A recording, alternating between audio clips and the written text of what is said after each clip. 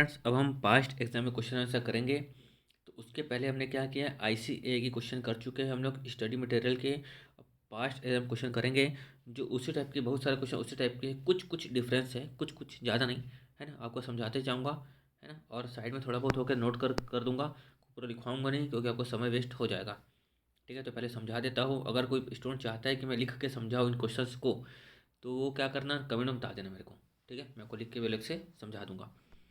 तो पहले है ना, लेकिन आप पहले पूरा पार्ट सॉल्व कर लोगे ना कहीं आपको ये क्वेश्चन ऐसे ही बन जाएंगे समझाने के बाद ही। ठीक है, तो चलो देखते हैं हम लोग। मैं हाथ बाजू में कैलकुलेटर ले लेता हूँ ताकि आपको समझाते जाऊँ।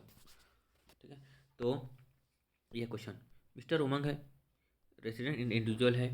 ठीक है, उसके बाद उनको फॉलोइंग सोर्स से इनकम हुई है। ठीक है, सोर्स इनकम हुई है, पहले taxable income from sole proprietary concern कितना हुआ, 50 लाख रुपए हुआ है। सोल प्रोप्राइटरी कंसर्न की टैक्सेबल इनकम है कितनी, 50 लाख रुपए। ठीक, शेयर ऑफ प्रॉफिट में पार्टनरशिप फर्म इन चेन्नई कितना, ये 30 लाख है। कितना है ये, 30 लाख। तो 30 लाख हुआ, चेन्नई से इनकम हुई पार्टनरशिप फर्म से। अब मैं आपको बता दूं कि पार्टनरशिप फर्म से इनकम जो होती है पार्टनर के हैंड में क्या होती है, एग्जाम्प्ट होती है, क्योंकि पार्टनरशिप फर्म उस पर ऑलरेडी टैक्स पे कर चुकी होती है। तो यहाँ पे खाली 50 लाख इनकम टैक्स लगेगा, इस पार्टनरशिप फर्म वाली इनकम में टैक्स, इस पार्टनरशिप फर्म वाली इनकम में टैक्स नहीं लगेगा। ठीक है, क्लियर। तो देखते हैं आगे। आपका लिखा agriculture income from rubber estate in country A. Country A से हम लोग को एग्रीकल्चर इनकम हुई है। देखो, हमारी कंट्री से एग्रीकल्चर इनकम होती तो हमको मालूम है कि क्या ट्रीटमेंट है, लेकिन कंट्री ए से एग्रीकल्चर इनकम हुई है तो वहाँ पे तो टैक्स लगा ही है। ठीक है, वहाँ पर तो क्या हुआ, टैक्स वहाँ पर इनकम हुई है 70,000, वहाँ पर टैक्स लगा है 10,500, और इंडिया में भी टैक्स लगेगा, ये बात हमको अच्छे से मालूम है। इंडिया की एग्रीकल्चर इनकम में क्या होता है हमको मालूम है, लेकिन वहाँ की इनकम में क्या लगेगा, टैक्स लगेगा, ये भी हमको मालूम है। अभी लिखा हुआ है brought forward losses in country a vast 10,000। क्या लिखा है, 10,000। अच्छा, इंडिया की एग्रीकल्चर एग्जाम होती है, बता दूँ जिनको नहीं मालूम होगा इसलिए, है ना। अच्छा, चलो आगे बढ़ते हैं। लेकिन फॉरेन कंट्री की एग्रीकल्चर में क्या होगी, टैक्सेबल होगी। उसका क्या लिखा हुआ है, brought forward loss in country A was $10,000 which is not permitted to be set off against other income as per law of that country। Okay, समझिए हम लोग। Compute tax payable, computer taxable income and tax payable by mister Umang for the assessment year 21-22। ये थोड़ा change कर लेना, है ना। अपना जो असेसमेंट ईयर है क्या है, 22-23 है। चलो अब देखते हैं क्या करना है यहाँ पे। तो पहली बात, नेट टैक्सेबल टोटल इनकम हमको निकालना अच्छे से आता है। तो 30 लाख आ जाएगी मेरे साथ किलो, पहले 50 लाख आ जाएगी, 30 लाख तो आएगी नहीं। तो 50 लाख इनकम ये आ गई। उसके बाद 70,000 इंटू 64। ठीक है, और 50 लाख तो हमारा था ही। ठीक, उसमें से जो लॉस है, लॉस उस कंट्री में का अलाउ नहीं होता, लेकिन हम लोग यहाँ पे क्या करेंगे, माइनस करेंगे, क्योंकि हम लोग क्या निकाल रहे हैं, नेट टैक्सेबल टोटल इनकम निकाल रहे हैं इंडिया के हिसाब से। तो उस हिसाब से हम लोग क्या करेंगे, यहाँ पे ब्रॉड फॉरवर्ड लॉस को हम लोग माइनस करेंगे। तो यहाँ पे कितना माइनस हो जाएगा, 10,000, 10,000 इंटू 64, यानी कि -6,40,000 हम लोग क्या कर देंगे, माइनस कर देंगे। तो आप लोगों का भी आया होगा 88,40,000। तो कैसा आया, आपको वापस बता देता हूँ मैं। इन दोनों को मल्टीप्लाई अप्लाई किए होंगे आप, 70,000 इंटू 64 को किए होंगे मल्टीप्लाई, प्लस किए होंगे आप कोची की इनकम 50 लाख, माइनस किए होंगे आप लोग 6,40,000, यानी कि 10,000 इंटू 64। ठीक है, अब क्या, अब उसमें आप 88,40,000 में आप लोग टैक्स निकाल लोगे। ठीक है, यानी कि आ जाएगा नेट टैक्स टोटल इनकम आ जाएगा। उस नेट टैक्स टोटल इनकम आ गई 88,40,000। ठीक है, उसमें से आप टैक्स लाइबिलिटी निकाल लोगे। ठीक है, उसमें से क्या निकाल लोगे आप, टैक्स लाइबिलिटी आप निकाल लोगे। और टैक्स लाइबिलिटी निकालने के बाद आप लोग क्या करोगे, रिलीफ प्रोवाइड कर दोगे जो जिस इनकम में 2 बार टैक्स लगा है। तो यहाँ पर कितनी इनकम में 2 बार टैक्स लगा है, ये वीडियो पॉज करके मेरे को बताओ। चलो अब मैं बताता हूँ। तो कितनी इनकम में लगा है, 70,000 इंटू 64। हमने वहाँ पर कितना कमाया, यहाँ पे 70,000 इंटू 64 हमने वहाँ पे उतना कमाया। ठीक है, 70,000 इंटू 64 उतना कमाया है। ठीक है, लेकिन हमको यहाँ पर टैक्स कितनी अमाउंट पे लगा है, यहाँ पे हमने क्या किया था, यहाँ पे इसकी इसकी क्या की थी, रिलीफ प्रोवाइड की थी 10,000 इंटू 64 की, क्योंकि यहाँ पे क्या होता है, लॉस अलाउ होता है। तो -6,40,000, यानी कि हम लोग को यहाँ पर 38,40,000 में क्या दिया होगा, टैक्स पे किया होगा ये जो भी है मिस्टर उमंग।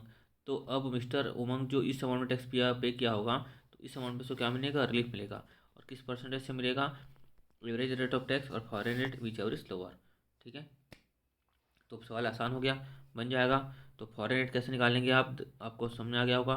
10,500 है ना, फॉरेन रेट निकालने का आपको मालूम होगा तरीका।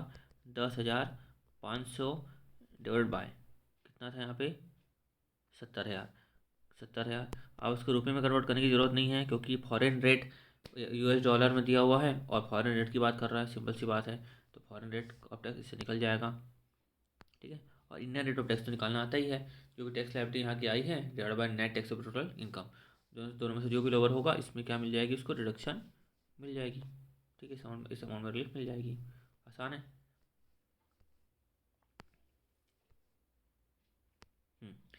अब नेक्स्ट क्वेश्चन देखते हैं। मिस्टर कीर्ति रेसिडेंट है, उसको कुछ इनकम हुई है नेशन क्यू से। ठीक है, मिस्टर कीर्ति को इनकम हुई है नेशन क्यू से with which no D double exist. इसके लिए double taxation avoidance agreement exist नहीं करता। ठीक है, हमको मालूम है, तभी हम लोग यहाँ पे बैठे हुए हैं। In Q any income chargeable to tax is a flat rate of 18%। यानी कि फॉरेन कंट्री का यहाँ पे रेट दिया हुआ है, फॉरेन कंट्री का फॉरेन रेट आपको क्या दिया हुआ है, दिया हुआ 18%। ठीक है, उसके बाद मिस्टर कीर्ति को फॉलोइंग इनकम हुई है नेशन क्यू से। तो क्या क्या इनकम हुई है, एग्रीकल्चर इनकम हुई है नेशन क्यू से 14 lakh. Share of income from partnership firm हुई है कितनी, 18 लाख। ठीक है, उसके बाद देखते हैं हम लोग। इन nation Q agriculture income is exempt and does not part of total income. ठीक, तो नेशन क्यू में क्या लिखा हुआ है, एग्रीकल्चर इनकम क्या है, एग्जेम्प्ट है, does not part of total income. State with reason whether mister Kirti can claim double taxation relief in respect of the above 2 items. अरे बाप रे, 2 आइटम्स में कैसे मिलेगा, अरे भाई तुमको तो खाली एग्रीकल्चर इनकम तो एग्जेम्प्ट है, एग्रीकल्चर इनकम तो एग्जेम्प्ट है। तो अब वहाँ पर तुमको 14 लाख की इनकम में टैक्स लगा ही नहीं, तो तुमको दोनों आइटम में रिलीफ कैसे मिलेगा। जिस आइटम में 2 बार टैक्स लगा है उसी में रिलीफ मिलेगा। आपको 2 बार टैक्स कौन से आइटम में लगा है, 18 लाख में 2 बार टैक्स लगा है। एक बार फॉरेन कंपनी में लगा, दूसरी बार Indian company foreign foreign country में लगा, अब दूसरी बार इंडियन कंट्री में लगेगा। तो जो 18 लाख में क्या मिलेगा, उसको रिलीफ मिलेगी। तो कितने परसेंट से रिलीफ मिलेगी, बात यहाँ पे यह आती है। तो रिलीफ कितना परसेंट से, इंडियन रेट और foreign rate which ever is lower. तो फॉरेन रेट दिया हुआ है 18% और इंडियन रेट भी यहाँ इसको हाँ ये दिया हुआ है 20%। तो दोनों से लोअर कितना आएगा, 18% में आपको रिलीफ मिल जाएगी। काम खत्म। तो 18 लाख इंटू 18% कितना हुआ, 3,24,000। तो 3.24 लाख लिख के रख देता हूँ मैं। इतनी अमाउंट में क्या मिल जाएगी, रिलीफ मिल जाएगी। उसके बाद आपको इतना ही लिख के नहीं आना है, इतना लिख के नहीं आना है, बहुत कुछ लिखना है। क्योंकि रिलीफ के लिए आपको बताना पड़ेगा कि चारों कंडीशन अंडर सेक्शन 91 की सेटिस्फाई होनी चाहिए। 4 कंडीशन कौन कौन थी, ये भी आपको अच्छे से मालूम होगा। ठीक है, कौन कौन सी 4 कंडीशन थी, पर इंडिया में रेसिडेंट होना चाहिए। ठीक है, इनकम एक्रू और राइज आउटसाइड इंडिया होना चाहिए। फिर टैक्स का पेड करना चाहिए, आउटसाइड इंडिया में क्या होना चाहिए, पेड होना चाहिए, पेड। ठीक है, और no T T double A होना चाहिए। तो इस क्वेश्चन में हम लोग देखें तो यहाँ पे क्या कर रहा है, टैक्स को पेड नहीं कर रहा है। तो टैक्स को पेड नहीं कर रहा है तो अंदर सेक्शन 91 की रिलीफ नहीं मिलेगी। तो कौन सी इनकम टैक्स पेड नहीं कर रहा है, कितनी इनकम टैक्स पेड नहीं कर रहा है, 14 लाख में टैक्स पेड नहीं कर रहा है। तो आपको डबल टैक्सेशन अवॉइडेंस एग्रीमेंट तो आपको अंडर सेक्शन 91 में रिलीफ नहीं मिलेगी। ये आपको लिख के आना है। ठीक है, क्लियर हो गया। तो ये सब आपको लिख के आना पड़ेगा अच्छे से।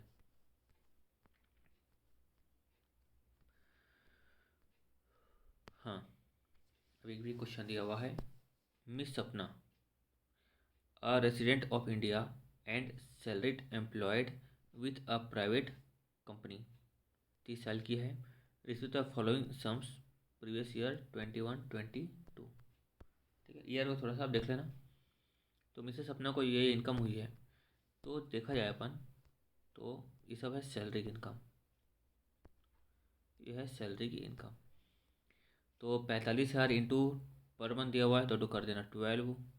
ठीक है, और जो 12 से जो आएगा उसका 10% क्या आ जाएगा, डी ए दिया हुआ है, 10% basic salary. Transport allowance into 12 ये भी टैक्सेबल होता है। मेडिकल अलाउंस इंटू 12 ये भी टैक्सेबल होता है। अब देखते हैं आगे। C contributed 25,000 approved pension fund of LIC। मालूम है हमको ATC में क्या मिल जाएगी, इसकी डिडक्शन मिल जाएगी। तो यहाँ तक तो कुछ था ही नहीं, है ना, यहाँ तक तो कुछ था ही नहीं। ये है सैलरी की इनकम, है ना, एक सैलरी की इनकम दी हुई है, कुछ नहीं था यहाँ पे।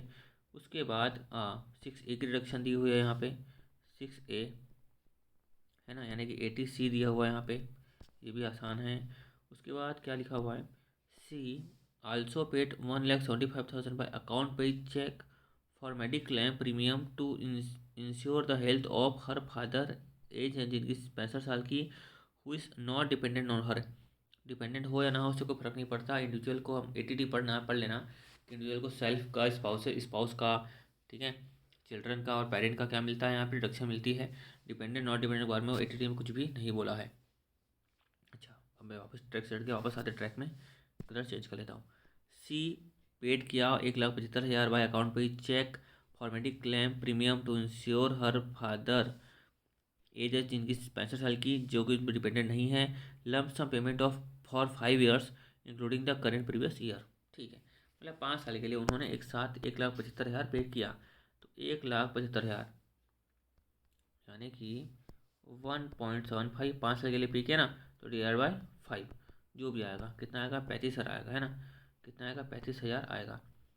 तो 35,000 की अब छूट कितने की दें। अगर मान लो मिस्टर जो उनकी जो पिताजी है, उसके जो पिताजी हैं, अगर वो नॉन रेजिडेंट होते तो आपको कितनी छूट मिलती, 25,000 तक की छूट मिलती। और यहाँ पे क्या कुछ लिखा हुआ है, क्या कुछ लिखा हुआ तो नहीं है। तो अज्यूम क्या कर लेना कि वो क्या है, यहाँ पे रेसिडेंट है, और उनको छूट दे देना, कितने की छूट दे देना, 35,000 की डिडक्शन दे देना। ठीक है, 35,000 की डिडक्शन दे देना। तो उसके बाद यहाँ पे क्या हो गया हमारा, देखो यहाँ पे सैलरी के हमारे इस क्वेश्चन में अभी तक दो ही चीज़ देखें, तो सैलरी देखे तो डिडक्शन देखे, एक ATC का देखे और एक ATD का देखे। ठीक है ना, अभी तक कुछ देखे ही नहीं, तीन चीज़ देखे जो भी क्वेश्चन में दिया हुआ है, अभी तक कुछ किए नहीं हम लोग। Apart from this C also provided guest lecture to a foreign university during the year. अच्छा, गेस्ट लेक्चर प्रोवाइड करती है, ठीक है, उसको क्या मिला, 7,92,000 from such university after deduction of 8,08,000। अच्छा, मतलब यहाँ पे क्या बोल रहा है, ये तो अच्छी बात है। मतलब 7,92,000 जो है ना, वो 1,00,000 को माइनस करने के बाद मिला हुआ है, मतलब ये ग्रॉस अमाउंट नहीं है। ठीक है, उसके बाद इन विच सच यूनिवर्सिटीज लोकेटेड, ठीक है, India does not have DDAA, okay, under section 90 का DDAA नहीं है। Compute tax liability of mister सपना, कुछ नहीं है, देखो एकदम आसानी से समझो।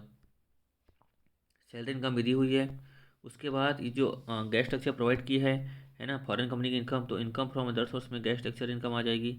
तो यहाँ पे सब टोटल कर दिए हम लोग, इसको माइनस कर दिए, तो नेट टैक्सेबल टोटल इनकम आ गया। और कौन सी इनकम में 2 बार टैक्स लगा होगा, यहाँ पे कौन सी इनकम में 2 बार टैक्स लगा होगा, 7,92,000 में 2 बार टैक्स लगा होगा, कि कौन सी इनकम में 2 बार टैक्स लगा होगा। पहली बात तो ये सोचो, आराम से पॉज करके सोचो, बताओ, 7,92,000 पे कि 9,00,000 में। अब 9,00,000 कैसे आया, कुछ लोग तो ये भी सोच रहे होंगे। तो देखो, हम लोग किए थे पहला क्वेश्चन, याद है, पहला क्वेश्चन यार, खैर इतने सारे क्वेश्चन कर चुका है। हम लोग क्या बताया था मैं आपको, कि जो भी ग्लोबल इनकम होती है वो टैक्सेबल होती है। तो भाई साहब, आपने 7,92,000 थोड़ी कमाया है, आपने तो 7,92,000 प्लस 1,08,000 कमाया है ना विदेश में। ये तो 1,08,000 को क्या हुआ, डिडक्ट करके आपको इतना मिला है। तो आपको फॉरेन कंट्री से इनकम कितनी हुई है, फॉरेन कंट्री से इनकम कितनी हुई है, 7.92 प्लस कितना है, 1,08,000, 1,08,000, आपको तो इतनी इनकम हुई है ना, यानी कि आपको इनकम कितनी हुई है, 9,00,000 इनकम हुई है। तो 9,00,000 में क्या लगा है आपको, डबल टैक्स लगा हुआ है। ठीक है, तो इसमें आपको क्या मिलेगी, रिलीफ मिलेगी। अब बात रही परसेंटेज की, तो परसेंटेज कैसे निकालते हैं हम लोग, वो भी एकदम आसान आसान सी बात है। तो आपको जो टैक्स लगा है कितना लगा, 1,08,000 टैक्स लगा है। कितनी इनकम पे लगा था, 1,08,000 टैक्स, 9,00,000 इनकम में 1,08,000 टैक्स नहीं लगा था। तो इसका परसेंटेज भी निकल जाएगा। ठीक है, ये भी आसान हो गया ना। तो परसेंटेज में देखेंगे हम लोग कि हम लोग इंडिया का टैक्स लायबिलिटी निकाल लेंगे और इंडिया का रेट मालूम चल जाएगा, यानी कि इंडिया का एवरेज रेट ऑफ टैक्स मालूम चल जाएगा। फॉरेन कंट्री का यहाँ पे एवरेज रेट ऑफ टैक्स मालूम चल चुका है। दोनों में से जो भी लोअर होगा उसको रिडक्शन दे देंगे। कितना आसान है, मतलब अल्टीमेटली कुछ भी नहीं किया हम लोग, दिखाया तो जो भी सैलरी की जो इनकम थी उसको हम लोग लिखे, आईएफएस इनकम दी हुई थी उसको भी लिखे, डिडक्शन को माइनस कर दिए, टैक्स निकाल दिए। कुछ तो नहीं किया हम लोग, खाली बस इतना सा काम करना है। यहाँ पे एक ही चीज़ तो नहीं है और कुछ भी नया नहीं है, एक ही चीज़ यहाँ पे नहीं है, वो भी एकदम आसान सी चीज़ है। ठीक है, 7,92,000 प्लस 1,08,000 है, इतना आप कमाए हो तो इतनी इनकम में आपको पूरा टैक्स लगा होगा, ये निकल गया आपका परसेंटेज। ये कुछ है ही नहीं दिखाया, तो एक हल्का सा पॉइंट था। इस क्वेश्चन में भी कुछ नहीं था, जिस इनकम में 2 बार टैक्स लगेगा उसमें रिलीफ मिलेगा। उसके बाद एक और क्वेश्चन देखे थे, उमंग वाला क्वेश्चन।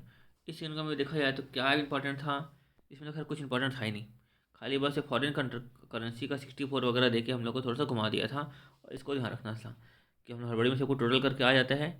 इसका ध्यान रखना था कि इसको पूरा काट के रख देता हूँ, मैं पूरा काट देता हूँ कि पार्टनरशिप फर्म से कुछ भी इनकम होती है उसमें क्या नहीं लगता, टैक्स नहीं लगता। इसको ध्यान रखना था, है ना। तो देखा जाए तो इसमें कुछ ध्यान नहीं रखना था, है ना, समझ गया ना। इसमें इसको ऐड करना, इसमें कुछ ध्यान नहीं रखना था, यानी एक ही चीज़ ध्यान रखना था, ये पॉइंट नंबर 2। और इसमें जो कीर्ति वाला में एक ही चीज़ ध्यान रखना था कि 2 बार टैक्स लगा है, जिस इनकम में 2 बार टैक्स लगा है उसी में क्या लगेगा हमको, डबल टैक्सेशन अवॉइडेंस एग्रीमेंट, उसी में हमको रिलीफ मिलेगा 91 का। इस क्वेश्चन में बस यहाँ पे हल्का सा ये पॉइंट अलग था, इसको थोड़ा सा ध्यान रखना था, है ना। तो देखा तो खाली मेन मेन पॉइंट को आपको क्या कर रखना, ध्यान रखना है। अच्छा, वीडियो बना के रखा था, या वीडियो करप्ट हो गया तो उस चक्कर में ये मिटेगा भी तो नहीं। खैर ठीक है, पेन चेंज कर लेते हैं, क्या जा रहा है अपना। हाँ, रुपेश कुमार है, रेसिडेंट इंडिविजुअल है, म्यूजिक म्यूजिक से उसको इनकम हुई है 7.5 लाख रुपए की, from concert perform outside India. ठीक है, आउटसाइड इंडिया में कंसर्ट परफॉर्म हुआ है, उससे उसको इनकम हुई है साढ़े। क्वेश्चन कुछ एकदम आसान सा है ना। आपको नहीं दिख रहा होगा, दिक्कत वाली बात नहीं है।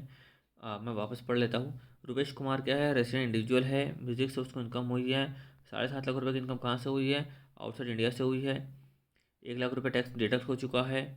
ठीक, इंडिया का और उस कंट्री का डबल टैक्सेशन अवॉइडेंस एग्रीमेंट नहीं है। उसकी इंडिया में इनकम कितनी है, 30 लाख की इंडिया में इनकम है। कंप्यूट करना है total income of mister Rupesh की, असेसमेंट ईयर जो भी यहाँ पे हल्का सा चेंज कर लेना। डिपॉजिट किया है 1.5 लाख पीपीएफ में, and medical insurance premium paid किया उसके पिताजी के लिए जिसकी उम्र 65 साल है, कितने का, 52,000 रुपये का। That he has not opted for section 115 BSc। ठीक है ना, क्या फालतू क्वेश्चन है, तो आसान सा क्वेश्चन है मतलब। अच्छा, ये क्वेश्चन ये भी बचा हुआ है ना, ये मिस्टर एस वाला, इसको भी कर लेते हैं ना। तो इसको मैं मिस्टर जो है, एक मिनट, हाँ, कोई पेज, कोई जगह है क्या अपने पास। कोई जगह नहीं है, खैर यहीं बता देता हूँ मैं, एकदम आसान सही तो है। अच्छा, डिलीट हो सकता है क्या ये, पूरा डिलीट हो जाएगा, चलो। तो रुपेश कुमार को कितनी इनकम हुई, 7.5 लाख रुपये की इनकम हुई, है ना। 7.5 लाख रुपये इनकम हुई, कहाँ से हुई उनको 7.5 लाख रुपये की इनकम, आउटसाइड इंडिया से हुई है। इंडिया से 7.5 लाख की इनकम आउटसाइड इंडिया से हुई है। 30 लाख रुपये की इनकम कहाँ से हुई है उनको, इंडिया से हुई है। टोटल कितना कमाया है, 37,50,000 कमाया है। उसके बाद माइनस कर देना 1.5 लाख, फिर माइनस यहाँ पे कितना माइनस करोगे, यहाँ 50,000 करोगे कि 52,000 करोगे, कितना करोगे, 50,000 करोगे। कितना करोगे, 50,000। क्यों, क्योंकि क्या है यहाँ पे 50,000 क्यों करेंगे, क्योंकि सीनियर सिटीजन है और रेसिडेंट है। अगर नॉन रेसिडेंट होता है तो कितना करते, 25,000 ही करते, तो माइनस 50,000। तो 35,50,000 इसकी, 35,50,000 क्या आया इसका, और एक मिनट, हाँ,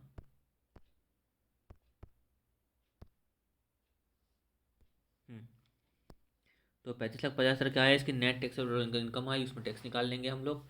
ठीक है, और जो भी 2 बार, जिस इनकम में 2 बार टैक्स लगा है, कौन सी इनकम में 2 बार टैक्स लगा है इसको, income driving 7.5 lakh, outside India से कितना कमाया, 7.5 लाख कमाया है।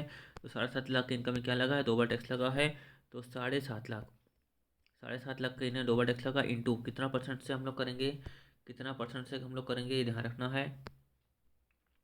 तो इंडिया का जो भी टैक्स रेट निकलेगा और फॉरेन का रेट जो भी निकलेगा, ठीक है, दोनों से जो भी लोअर होगा उससे क्या मिल जाएगा, रिडक्शन, उतनी रिलीफ मिल जाएगी। तो फॉरेन कंट्री का कैसे निकालेंगे हम लोग rate, 1 lakh divide by 7.5 lakh, foreign country का रेट निकल जाएगा, है ना, 1 लाख डिवाइड बाय 7.5 लाख। ठीक है, इंडिया का रेट तो मालूम है हम लोग को, इंडिया का रेट कैसे निकलेगा वो भी मालूम है। अब देखते हैं हम लोग नेक्स्ट क्वेश्चन। तो क्वेश्चन कुछ था नहीं, एकदम आसान सा क्वेश्चन है।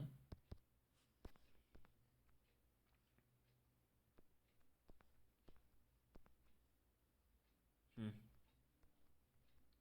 ये थोड़ा सा न्यू क्वेश्चन है, इसको आप इम्पोर्टेंट कर सकते हो। ठीक है, मैं इतना बड़ा लिख दूंगा तुमको दिखेगा नहीं।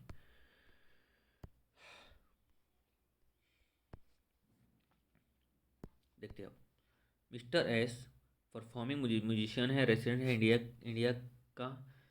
ही has the following income from for the year 31/3/2021 को फॉलोइंग इनकम हुई है उसकी। Income from music perform in India 5 lakh. उसके बाद income from country A which has no double taxation avoidance agreement 5 lakh. TDS 20%। Income from country B जनवरी 2020 का 1 लाख, जुलाई 2020 का 1 लाख, और यहाँ पे 3 लाख है ना, बोल सकते 23 लाख लिखा गया है, यह 3 लाख। उसके बाद tax withheld by country B 10%। Country B follows calendar year for tax purposes. India has entered into double taxation avoidance agreement with country B. तो ये पहला क्वेश्चन को दिख रहा है यहाँ पे कि कंट्री बी के साथ क्या है, डबल टैक्सेशन अवॉइडेंस एग्रीमेंट है। उसके बाद rent receipt from property Chennai 30,000 per month. Contribution to PPF 1,50,000। Computer tax payable mister S. इसे मतलब ये इसको बस चेंज करने की जरूरत है कि नेसेसरी वर्किंग नोट्स। अभी तो सब कुछ आसान हो गया ना, ये भी एकदम आसान हो जाएगा, डोंट वरी डोंट वरी। सबसे पहले हम लोग क्या निकालते हैं, नेट टैक्सेबल टोटल इनकम निकालते हैं। ठीक, तो नेट टैक्सेबल टोटल इनकम निकाल देंगे हम लोग।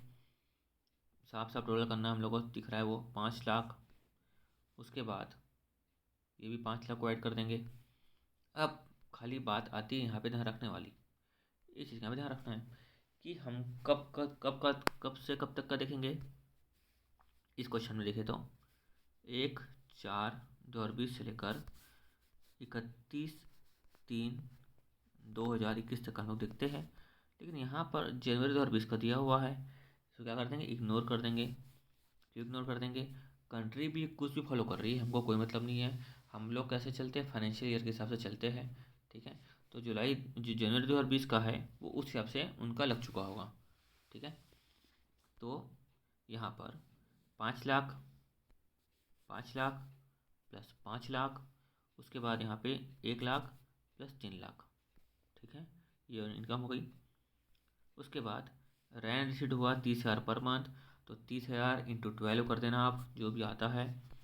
ठीक है, उसके बाद माइनस कर देना 30%। ठीक है, 80 का, और यह माइनस कर देना कंट्रीब्यूशन टू PPF कितना, 1,50,000, यानी कि 80C का क्या कर देना, माइनस कर देना, ये हमारा निकल जाएगा नेट टैक्सेबल टोटल इनकम। फिर निकल जाएगी टैक्स लायबिलिटी, उसमें से निकल जाएगा एवरेज रेट ऑफ टैक्स। ठीक है, और एवरेज रेट ऑफ टैक्स निकल गया इंडिया का। और यहाँ पे जो कंट्री ए है, कंट्री ए में कौन सी इनकम में 2 बार टैक्स लगा होगा, 5 लाख में 2 बार टैक्स लगा होगा। ठीक है, तो 5 लाख में रिलीफ मिल जाएगी, इंडिया का रेट यानी कि एवरेज रेट ऑफ टैक्स और foreign rate of tax which is lower.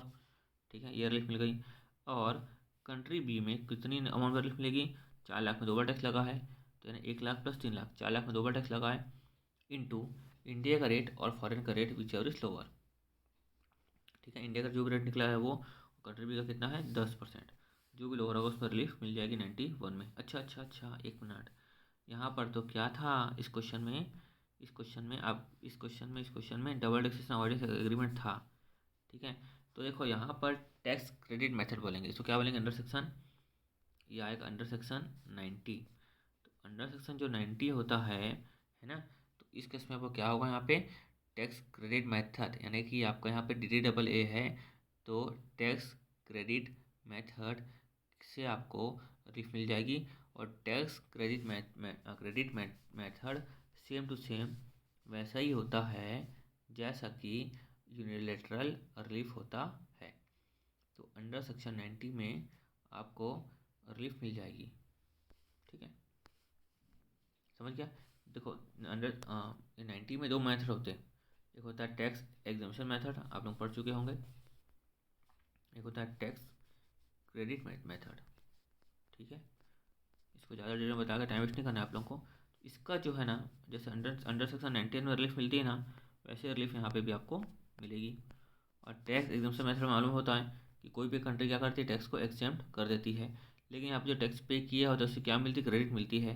तो इसको इसमें टैक्स को पे किया गया है तो उससे क्रेडिट मिलेगी। किस तरीके से मिलेगी, अंडर सेक्शन जो 19 में रिलीफ मिलती है ना, उस तरीके से आपको मिलेगी। बस ज़्यादा टाइम वेस्ट नहीं करना है आप लोगों का। ठीक है, आप लोग को मालूम होगा सब कुछ। तो यहाँ तक पेपर क्लियर हो गया। तो देखो, पहले वापस देखते हैं हम लोग। इसमें कुछ नहीं करना था। इस क्वेश्चन में क्या करना था हम लोग को कि खाली इसका हम लोग को थोड़ा सा ध्यान रखना था, है ना। और दूसरा डबल टैक्स ऑर्डिनेंस एग्रीमेंट है और यहाँ पे टैक्स क्रेडिट मेथड है। तो उस चक्कर में जैसा हम लोग अंडर सेक्शन 91 में रिलीफ देते थे वैसा रिलीफ यहाँ पे देना है। मिस अपना में भी कुछ नहीं करना है, सब कुछ टोटली करते गए, है ना। सब कुछ यहाँ पे टोटली करते गए, बस इसका हम लोग को ध्यान रखना था। कृषि में जिस इनकम में ओवर टैक्स लगा है उसमें क्या लगा, वो उसमें क्या मिल रही थी, रिलीफ मिल रही थी। तो 18 लाख में ओवर टैक्स लगा था तो 18% के हिसाब से हम लोग क्या मिली थी, रिलीफ मिली थी। ठीक है, और कुछ था क्या, हाँ उमंग वाला था यहाँ पे। उमंग वाला क्या ध्यान रखना था कि पार्टनरशिप होने से प्रॉफिट मिलती है, उसको क्या कर दो, काट दो। ठीक है, बाकी तो ये सब कुछ बड़ी बात नहीं थी, आसान सी बात थी। और जो रेट निकालना था, कैसे निकालना था, यहाँ पे इसी के हिसाब से निकालना था, 10,500 डिवाइड बाई 70,000। ठीक है, तो अब आपका ख़त्म हो गया 5,000 क्वेश्चन भी। तो आपके सब लगभग सब प्रैक्टिकल क्वेश्चन आपके क्या हो चुके, ख़त्म हो चुके हैं। ठीक है, अच्छा और एक क्वेश्चन था यहाँ पे, उसमें सरचार्ज का ध्यान रखना चाहिए था आपको। मतलब आपको ध्यान देना, एक मिनट, है ना, मैं आपको भी बता देता हूँ। ओहो, स्क्रीन शॉट हो जा रहा है।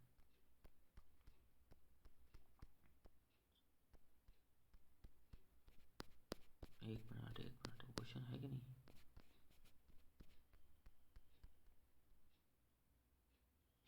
ये क्वेश्चन है ना, 50 लाख की जो इनकम है, फिर यहाँ पे जो 50 लाख इनकम है और यहाँ पे जो इनकम है, सब इनकम है ना। तो वो सरचार्ज का आपको क्या रखना है, ध्यान रखना है। हम लोग क्या करते हैं, सरचार्ज को भूल जाते हैं। ठीक है, सरचार्ज को क्या हो जाता है, भूल जाते हैं। क्योंकि तो स्टडी मटेरियल एक भी क्वेश्चन में सरचार्ज वाला क्वेश्चन था ही नहीं। अब मान लो उस सब क्वेश्चन को 4-5 बार करोगे और सरचार्ज उसमें होगा ही नहीं, तो आप भूल जाओगे। इसलिए क्या होता है, ये पढ़ने का तरीका होता है, ध्यान रखना चाहिए आपको कि आपको हमेशा रिकॉल करते हुए पढ़ना चाहिए। कैसे पढ़ना चाहिए, रिकॉल करके पढ़ना चाहिए। क्वेश्चन को बना बना के, क्वेश्चन बना बना के, क्वेश्चन बना बना के पढ़ना चाहिए। और हर बार हर क्वेश्चन बनाओ, क्वेश्चन मार्क कर दो, क्वेश्चन बनाओ, क्वेश्चन मार्क कर दो। तो बार आपको रिकॉल करने की आदत पड़ जाएगी। तो एग्जाम हॉल में जैसे ही आप 50 लाख देखोगे, आपको माइंड पूरा रिकॉल कर लेगा, अच्छा 50 लाख यानी कि सरचार्ज। ठीक है, चलो आपका यहाँ पे पास्ट एग्जाम क्वेश्चन भी खत्म हो गए हैं। आपको लेक्चर कैसे लगा कमेंट में जरूर बताओ।